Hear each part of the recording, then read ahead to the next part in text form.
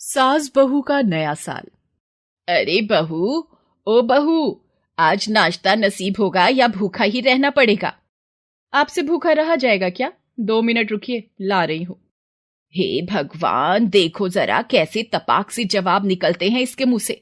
अभी ये हाल है तो जब मेरे हाथ पैर चलने बंद हो जाएंगे तब न जाने क्या करेगी ये मेरे साथ।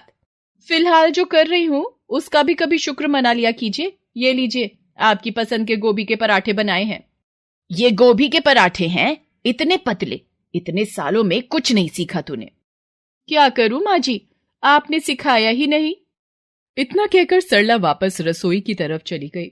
उसके जाते ही उसकी सास निर्मला गोभी के पराठे खाने लगी। वो बहुत मन से पराठे खा रही थी और कुछ ही मिनटों में उसने सारे पराठे खत्म कर दिए। सरला ने रसोई से ही निर्मला को आवाज दी, माँ जी, पराठे और लाऊं क्या? अ, अ, हाँ, एक ले आ, बस एक ही लाना। सरला मुस्कुराकर निर्मला के लिए पराठा बनाने लगती है। अपनी सास से उसका ये खट्टा मीठा रिश्ता 7 साल पुराना था। दोनों एक दूसरे को बातें सुनाने का एक भी मौका नहीं छोड़ती थी। फिर एक दिन, अरे बहू, ये क्या कर रही है? माँ जी, नया साल आने वाला है, घर में न्यू ईयर पार्टी रखने का सोचा है। अच्छा, इसका मतलब फिर पैसों में आग लगाएगी तू? माँ जी, अब आप फिर से शुरू मत हो जाइए। मैं अभी लड़ने के बिल्कुल मूड में नहीं हूं। तू और लड़ने के मूड में नहीं है? अरे तू तो आधी रात को नींद से उठकर लड़ने को तैयार रहती है। सुन मेरी बात, ये पार्टी वार्टी का चक्कर छोड़। नया साल शुरू हो रहा है तो सत्यनारायण भगवान की कथा कर। भगवान तुझे सद्बुद्धि देंगे तो पूरे साल जरा कम लड़ेगी मुझसे। अच्छा, फिर तो पूजा आपके हाथों से ही होनी चाहिए माँ जी, क्योंकि सद्बुद्धि की जरूरत तो आपको ज्यादा है। और हाँ, ये पार्टी का प्लान मेरा नहीं बल्कि आपके बेटे का है। जो कहना है उनसे कहिए। इतना कहकर सरला वहां से चली जाती है। निर्मला गुस्से में थी। वो सरला के पति यानी अपने बेटे राजीव के पास जाती है और उससे कहती है, राजीव, देख तू समझा ले अपनी बीवी को, बहुत जुबान चलती है इसकी। माँ, अब क्या हो गया? मैंने कहा नए साल पर पूजा करनी चाहिए, ये पार्टी वार्टी से क्या होना है? बस मेरा इतना कहना था कि बकने लगी अनाप शनाप। माँ, वैसे पार्टी का प्लान मेरा था। दरअसल मेरे दोस्तों ने जिद की तो मैं उन्हें मना नहीं कर पाया। हाँ हाँ बेटा, मैं समझती हूँ तेरी बात। तुझे जो ठीक लगे वो कर, बस इसे समझा दे एक बार अच्छे से। हाँ माँ, मैं बात करता हूँ सरला से। और ऐसा करते हैं कि पूजा दिन में रख लेते हैं और शाम को पार्टी। ये ठीक रहेगा ना? हाँ बेटा, बहुत बढ़िया रहेगा।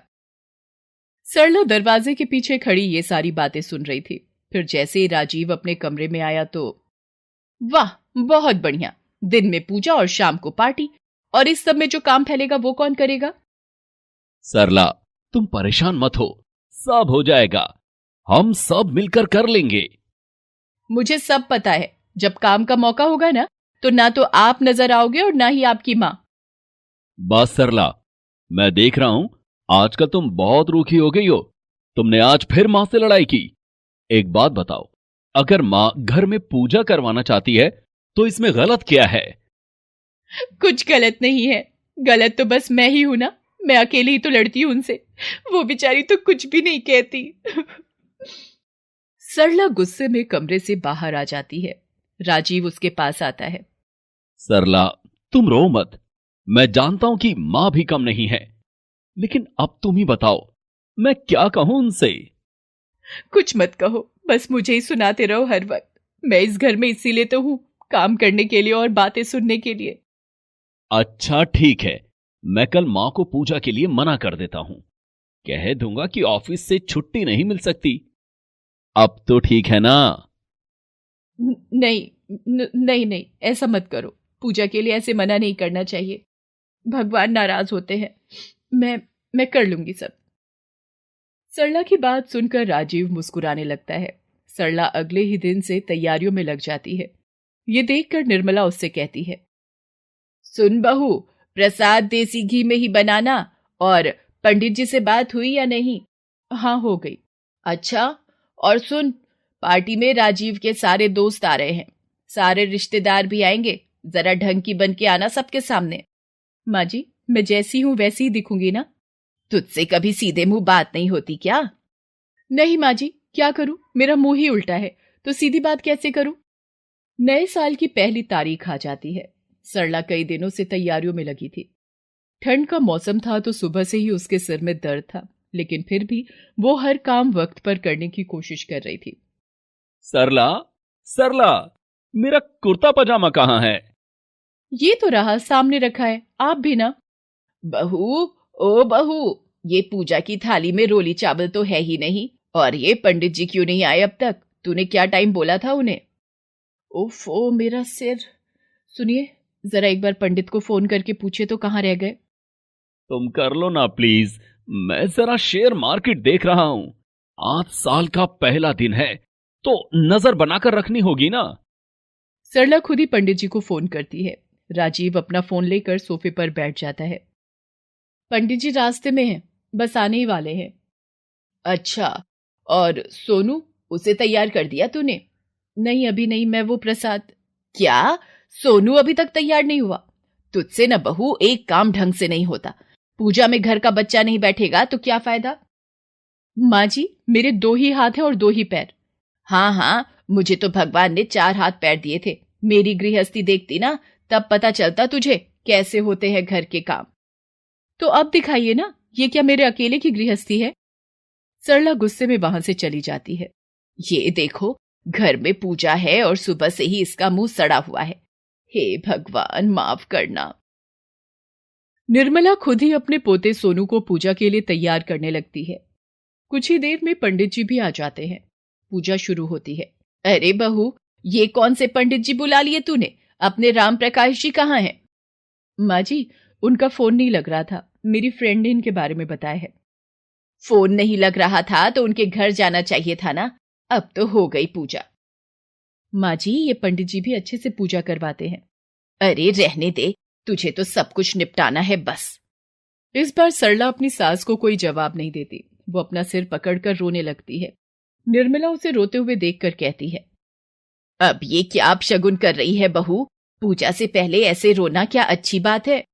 सरला अब भी कुछ नहीं कहती। वो अपने आंसू पोंछकर बाहर आ जाती है और राजीव के साथ पूजा में बैठ जाती है। पूजा अच्छे से हो जाती है, लेकिन सरला के चेहरे पर अब भी रौनक नहीं थी। पूजा के बाद राजीव सरला से कहता है, सरला, मेरे फ्रेंड्स बस आने ही वाले हैं। तुम ऐसा करो, जल्दी से तैयार हो जाओ। और स्नैक्स में क्या है वैसे? सैंडविच और चाय। ऐसा करो, जल्दी से पकोड़े और बना लो। मेरे दोस्तों को तुम्हारे हाथ के पकोड़े बहुत पसंद हैं। इतना कहकर राजीव अपने फोन में कुछ देखता हुआ घर से बाहर चला जाता है। सरला की तबीयत पहले से ही ठीक नहीं थी। वो तैयार होने चली जाती है। उसके बाहर आने से पहले ही राजीव के दोस्त घर आ जाते हैं। रिश्तेदारों का आना भी शुरू हो जाता है। सरला, सरला, कहाँ हो? जल्दी आओ भाई। हाँ हाँ, बस अभी आई। सरला बाहर आकर देखती है कि ज्यादातर लोग पार्टी के लिए आ चुके थे। वो सबके लिए स्नैक्स लेने किचन में जाती है तो वहां निर्मला को देखकर चौंक जाती है। अरे माँ जी, आप यहाँ, और ये आप क्या कर रही हैं? अब तुझे तैयार होने में इतना वक्त लग रहा था तो क्या करती? मेहमान बैठे थोड़े ही रहेंगे। निर्मला रसोई में मेहमानों के लिए पकौड़ी बना रही थी। सरला सभी के लिए स्नैक्स लेकर आती है। निर्मला भी कुछ देर में बाहर आ जाती है। अरे दीदी, कहाँ थी तुम? इतनी देर हो गई हमें आए। अरे बस वो बहू की मदद कर रही थी थोड़ी सी। दीदी, तुम रसोई में ना लगा करो इस उम्र में, बहू को करने दो। वैसे भी इस बार सरला कुछ मोटी लग रही है पहले से। लगता है तुम ही से करवाती है घर का सारा काम। कांता मौसी की बात सुनकर वहां सब हंसने लगते हैं। सरला सब कुछ सुनकर भी चुप ही रहती है। पार्टी शुरू हो जाती है। सभी लोग खूब एंजॉय करते हैं। फिर खाने के बाद सरला सभी के लिए गाजर का हलवा लेकर आती है, लेकिन अचानक उसके हाथों से पूरी ट्रे जमीन पर गिर जाती है और थोड़ा सा हलवा कांता मौसी की साड़ी पर गिर जाता है। ओफो, ये क्या किया सरला? मेरी साड़ी खराब कर दी। दीदी देखो ना, कुछ कहती क्यों नहीं इसे? बहू, बस बहुत हो गया। तुम ऐसा करो, अंदर जाकर थोड़ा आराम करो, मैं यहां सब संभालती हूं। हैं? दीदी, ये क्या कह रही हो? वही जो मुझे अपनी बहू से शायद और पहले कहना चाहिए था। 1 हफ्ते से वो अच्छे से सोई नहीं है। इतनी ठंड में भी वो सारे काम कर रही है, पहले पूजा और फिर पार्टी। बेचारी अकेले सब कर रही है। और कांता, तुम परेशान मत हो, तुम्हारी साड़ी का दाग मैं साफ करती हूँ, चलो मेरे साथ। सरला को अपनी सास से इस बर्ताव की उम्मीद नहीं थी। उसकी थकान जैसे एक पल में ही गायब हो गई। वो तुरंत निर्मला के पास जाकर बोली, माँ जी, आपने ये। बस बहू, कुछ मत बोल। शायद तेरे शब्दों से ज्यादा तेरी मुस्कुराहट और तेरे आंसू मुझे ज्यादा समझ आते हैं। इतना कहकर निर्मला सरला को गले से लगा लेती है। एक तरफ जहां नया साल शुरू हो रहा था, तो वहीं सरला और निर्मला के रिश्ते की भी नई शुरुआत हो रही थी।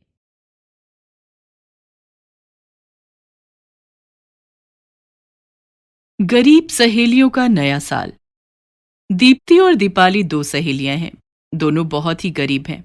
नया साल आने वाला है। दीप्ति और दीपाली भी अमीरों की तरह बहुत धूमधाम से नया साल मनाना चाहती हैं। लेकिन क्या ऐसा हो पाएगा? क्या दीप्ति और दीपाली भी नया साल मना पाएंगी? जानने के लिए देखते हैं गरीब सहेलियों का नया साल। 12 साल की दीप्ति और 11 साल की दीपाली दोनों पक्की सहेलियां हैं। दोनों हमेशा एक साथ सारे काम करती, एक साथ खेलती, एक साथ घूमती और एक साथ खाती पीती थीं। दोनों के माता पिता बहुत ही गरीब हैं, लेकिन दीप्ति और दीपाली हर हाल में खुश रहती हैं। दोनों की गरीबी कभी उनकी खुशियों के आड़े नहीं आई। दीप्ति के पापा रिक्शा चलाते थे, तो दीपाली के पापा एक मजदूर थे। ऐसे में दोनों के माता पिता उनकी जरूरतें भी पूरी नहीं कर पाते थे। लेकिन दोनों सहेलियां बहुत समझदार भी थीं।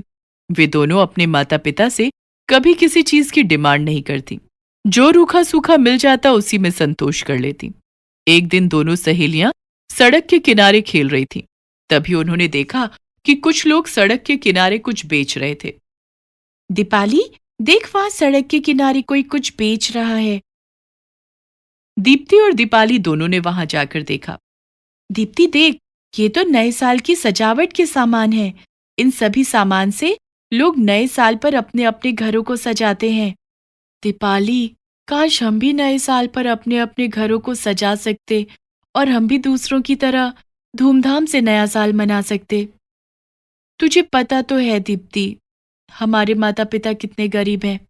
हमारे पास इतने पैसे नहीं हैं कि हम अमीरों की तरह नया साल मना सकें, नए साल पर नए कपड़े पहन सकें और अच्छा अच्छा खाना खा सकें। हमारे लिए तो हर दिन एक जैसा होता है, चाहे वो नए साल का पहला दिन ही क्यों ना हो। हाँ दीपाली, लेकिन क्या कुछ ऐसा नहीं हो सकता कि हम अमीर हो जाएं और नए साल पर हम अपने अपने घरों में पार्टियां करें। मेरी बहुत इच्छा है कि मैं भी नए साल पर सुंदर सी ड्रेस पहनूं और खूब मस्ती करूं। हम लोग बहुत गरीब हैं। हमारे माता पिता दिन रात बहुत मेहनत करते हैं, लेकिन उनके पास पहनने के लिए अच्छे कपड़े भी नहीं हैं। क्यों ना इस बार नए साल पर हम दोनों अपने माता पिता के लिए कुछ अच्छा गिफ्ट लेकर आएं। इससे उन्हें बहुत खुशी होगी। लेकिन हम दोनों के पास गिफ्ट खरीदने के लिए पैसे कहाँ से आएंगे? दीप्ति, हम दोनों सारा दिन यूं ही सड़कों पर खेलते रहते हैं। क्यों ना हम दोनों कुछ काम कर लें? लेकिन इस बारे में हम अपने माता पिता को कुछ नहीं बताएंगे। ठीक है, लेकिन हम काम क्या करेंगे? हम दोनों घर घर जाकर लोगों से काम मांगेंगे। हमें कुछ ना कुछ काम जरूर मिल जाएगा। अभी नया साल आने में कुछ दिन बाकी है, तब तक हम कुछ पैसे जोड़ लेंगे। ठीक है दीपाली, अब हम दोनों को काम की तलाश में निकलना चाहिए। इस तरह से बातें करके दोनों सहेलियां काम की तलाश में निकल जाती हैं और दोनों घर घर जाकर काम मांगने लगती हैं। उन दोनों ने एक घर का दरवाजा खटखटाया। तभी एक बूढ़ी अम्मा ने दरवाजा खोला।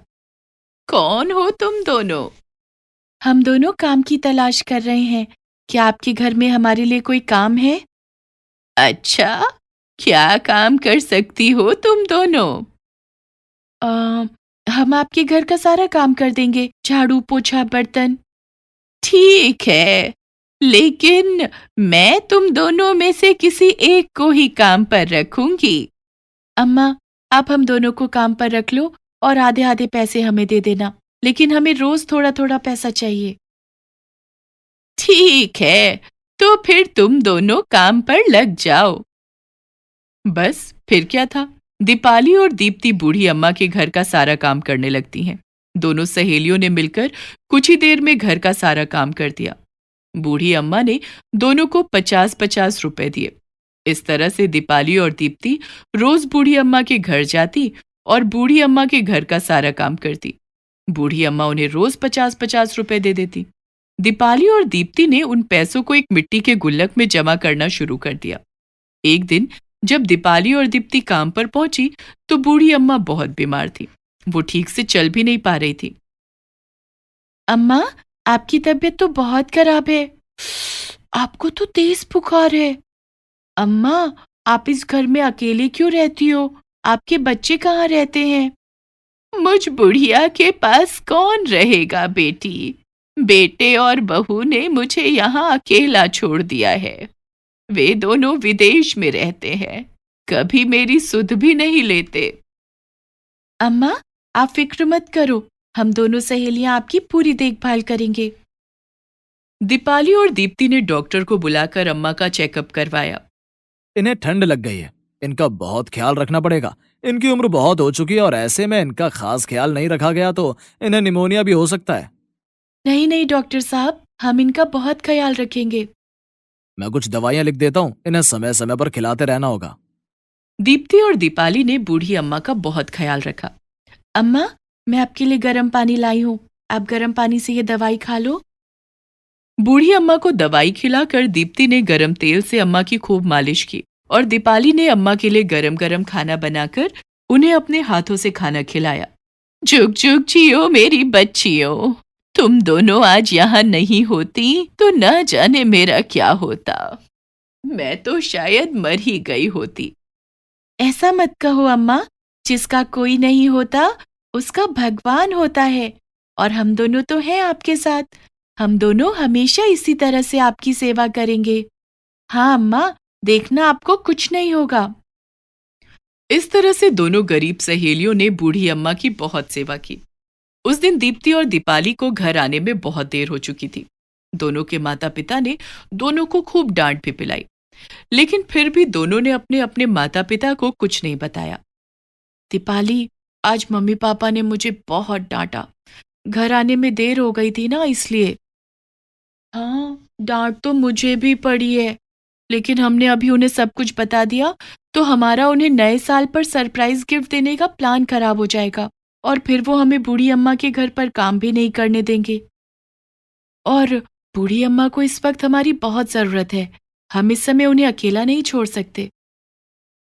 इस तरह से दोनों गरीब सहेलियां अपने अपने घरों में कुछ नहीं बताती हैं और रोज बूढ़ी अम्मा के घर जाकर बूढ़ी अम्मा की बहुत सेवा करती।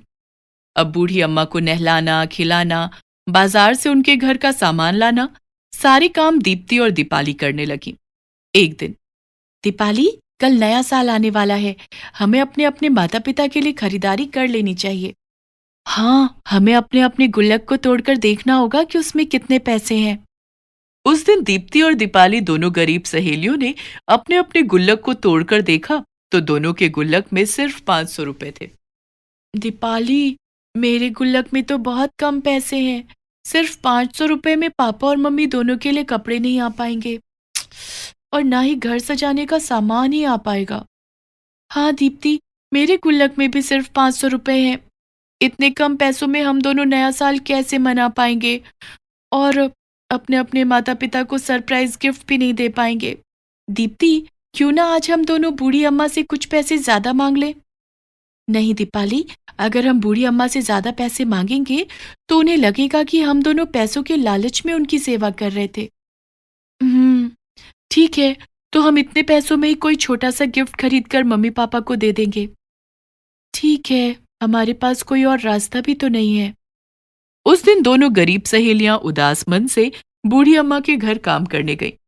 उन्हें देखकर बूढ़ी अम्मा ने कहा, क्या बात है मेरी बच्चियों, आज तुम दोनों के चेहरे पर ये उदासी कैसी? कुछ नहीं अम्मा, कल नया साल आने वाला है, लेकिन हमारे पास नया साल मनाने के लिए कुछ भी नहीं है। हमारी गरीबी हमें नया साल मनाने की इजाजत नहीं देती। मेरी बच्चियों, तुम दोनों बहुत अच्छी लड़कियां हो। तुम दोनों ने बिना किसी लालच के सच्चे मन से मेरी बहुत देखभाल की है। तुम दोनों के कारण मैं अब ठीक हो चुकी हूँ और मैं तुम दोनों को नए साल का तोहफा देना चाहती हूँ, जिससे तुम दोनों भी बहुत धूमधाम से नया साल मना सकोगी। कैसा तोहफा अम्मा? दीपाली के इतना कहते ही बूढ़ी अम्मा एक जवान और खूबसूरत परी में बदल गई। अपने सामने एक परी को देखकर दीप्ति और दीपाली दोनों हैरान रह गई। हाँ, ये कैसे हो सकता है? तभी उस परी ने कहा, दीप्ति और दीपाली, मैं सोना परी हूं। मुझे एक साधु महात्मा ने बुढ़िया होकर पृथ्वी पर रहने का श्राप दिया था। एक दिन मैं परीलोक से पृथ्वी पर आई और एक बूढ़े साधु को देखकर उनके बुढ़ापे का मजाक उड़ाने लगी। तभी उन्होंने मुझे बूढ़ी औरत बन जाने का श्राप दिया था। जब मैंने साधु महात्मा से माफी मांगी, तब उन्होंने कहा कि जब कोई निस्वार्थ भावना से तुम्हारी सेवा करेगा, तब तुम अपने असली रूप में आ जाओगी। और तुम दोनों सहेलियों ने निस्वार्थ भावना से मेरी बहुत सेवा की है। तुम दोनों के कारण मैं अब श्राप से मुक्त हो गई हूँ और अब मैं अपने परिलोक जा सकती हूँ। बदले में मैं तुम दोनों के लिए अपना ये घर और ढेर सारा धन दौलत छोड़कर जा रही हूँ। इन पैसों से तुम दोनों अपनी गरीबी दूर कर सकती हो। सोनापरी की बात सुनकर दीप्ति और दीपाली दोनों बहुत खुश हो गईं। सोनापरी वापस अपने परिलोक चली गई। दीपाली, सोनापरी का घर तो बहुत बड़ा है और इतने सारे रुपए। हमें चलकर अपने अपने माता पिता को सारी बात बतानी चाहिए। हाँ दीप्ति, और अब हम इसी घर में रहेंगे और नए साल की खूब मस्ती करेंगे। दीप्ति और दीपाली दोनों गरीब सहेलियां उसी वक्त नाचती गाती अपने घर गईं और अपने अपने माता पिता को सारी बात बताई। दोनों की बातें सुनकर उनके माता पिता सोनापरी के घर आए और सोनापरी का घर और धन दौलत देखकर बहुत खुश हो गए। दीपाली बेटा, तुमने और दीप्ति ने बहुत नेक काम किया है, जिसके बदले में भगवान ने तुम दोनों को यह तोहफा दिया है। हाँ दीप्ति बेटा, हम तो अपनी पूरी जिंदगी मेहनत करने के बाद भी इतना बड़ा घर नहीं बना सकते थे। तुम दोनों की मेहनत के कारण आज हमें रहने के लिए घर मिल गया है और रुपए पैसे भी मिल गए। अब हम सबकी गरीबी दूर हो जाएगी, हम सारे कर्जे भी चुका देंगे। और इस तरह से दीपाली और दीप्ति का परिवार सब एक साथ सोनापरी के बड़े से घर में रहने लगता है। सोनापरी के दिए हुए पैसों से उन लोगों ने अपने घर को खूब सजाया और नया साल बड़े ही धूमधाम से मनाया। सबने नए नए कपड़े पहने और अच्छा अच्छा खाना खाया और मन ही मन सोनापरी को धन्यवाद किया। दीप्ति और दीपाली दोनों सहेलियों के माता पिता ने कुछ पैसे लगाकर अपनी बड़ी सी दुकान भी खोल ली, जिसमें ढेर सारे गिफ्ट के सामान बिकते थे और इस तरह से दोनों गरीब सहेलियां अमीर बन गईं।